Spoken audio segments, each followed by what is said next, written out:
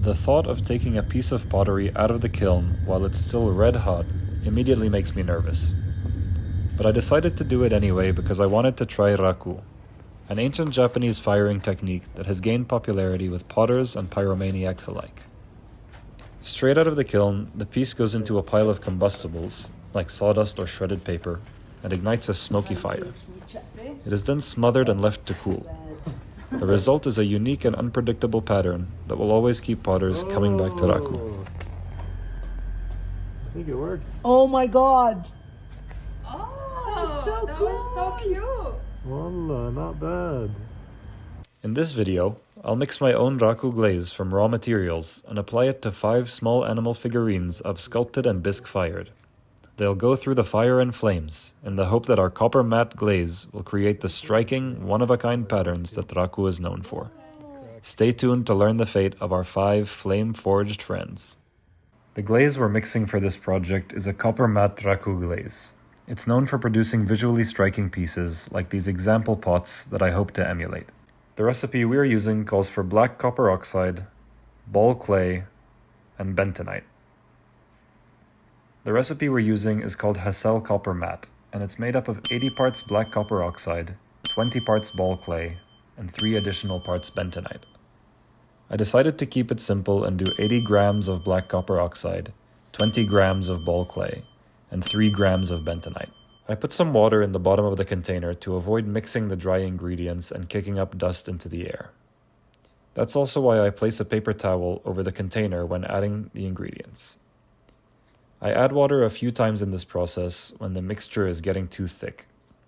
I'm quite conservative with the water, I can probably add a little more, but I don't want to get it too thin, so I decide to stop when I reach a paint-like consistency. Here's what it looks like mixed. The idea of this project is to make Raku teapots, so I made these 5 small animal figurines. I ended up making a crow, a sparrow, a rabbit, a larger snake, and a smaller snake.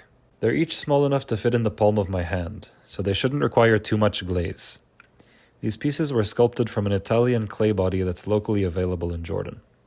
The clay started out gray, so I was pleasantly surprised, when they came out of the kiln in this lovely orange terracotta-like color. With the birds, I experimented with different textures for the feathers, hoping that the glaze would interact with the small raised and depressed surfaces. For the others, I kept them smooth, hoping that the glaze would make its own oxidation and reduction patterns.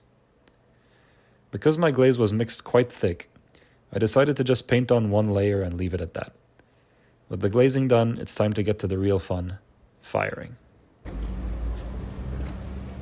They're so cute!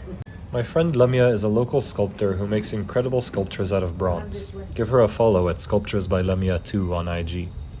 She agreed to light up her furnace, which is actually capable of even higher temperatures than we need for Raku, for this project. While running on 2 burners with the first 2 teapots inside, it takes a little over 10 minutes to reach almost 1,000 degrees Celsius, our target temperature. The first piece to come out is the small snake, and it doesn't look quite hot enough, as it's not glowing red, and the sawdust isn't immediately igniting upon coming in contact with the piece, although it is smoking.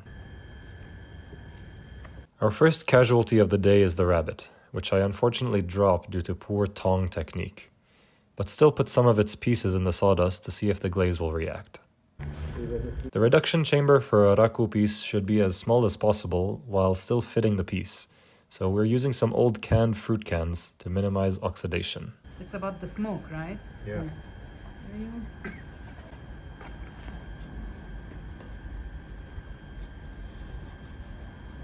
Cool.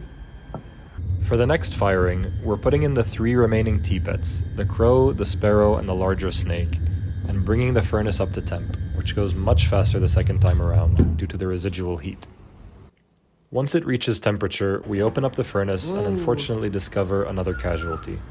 The sparrow has completely shattered while firing. 2 are alive, huh? The crow and the snake are still intact, however, so I bring them both out and put them in the sawdust. The pieces are visibly hotter than in the first firing. Lemia throws some additional sawdust on top of them to make sure they're totally covered. Then we cover them up and begin the reduction process. Okay, maybe we cover the first one. Cover the second one.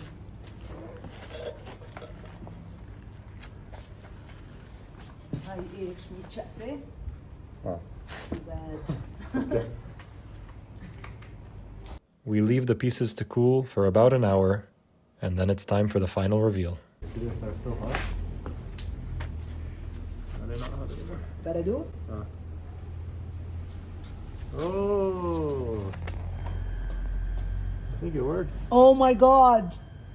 Oh, That's so that cool. was so cute. Wallah, not bad. The smaller snake is a great success. You can see a mix of reduction and oxidation taking place on its body, and it's in one piece. Oh. Oh, The larger snake sadly cracks into multiple pieces when I try to pick it up, increasing our casualty count to 3 for the day. The glaze also didn't seem to work as well on this one. This one was already broken. We'll see what the pieces look like. The rabbit, which was already in pieces due to my tong skills, also didn't exhibit any funky glaze patterns. One lesson learned from this firing is to preheat the pieces for the second firing by leaving them in the kiln while it's off, to let them get up to temperature gradually. I think this is what caused most of the cracking in the second firing. Yeah, let's see what the crow looks like. Huh. Pretty cool, actually. Yeah. Oh, it broke too. No. okay. Cracked here, you see? The crow did crack in a few places, but I'm actually really pleased with the patterns that came out, especially the smokiness and the reduction-oxidation pattern on its breast. I had actually wiped away some of the glaze, and I think that effect really worked. Thanks for coming along on this Raku journey. If you learned something from this video, please give it a like, subscribe to the channel, and let me know in the comments what Raku glaze or technique you'd like to see me try next. If you've never tried Raku and you're intimidated by it like I was, I hope this video convinces you to try your hand at chasing those elusive and striking patterns that only Raku can create.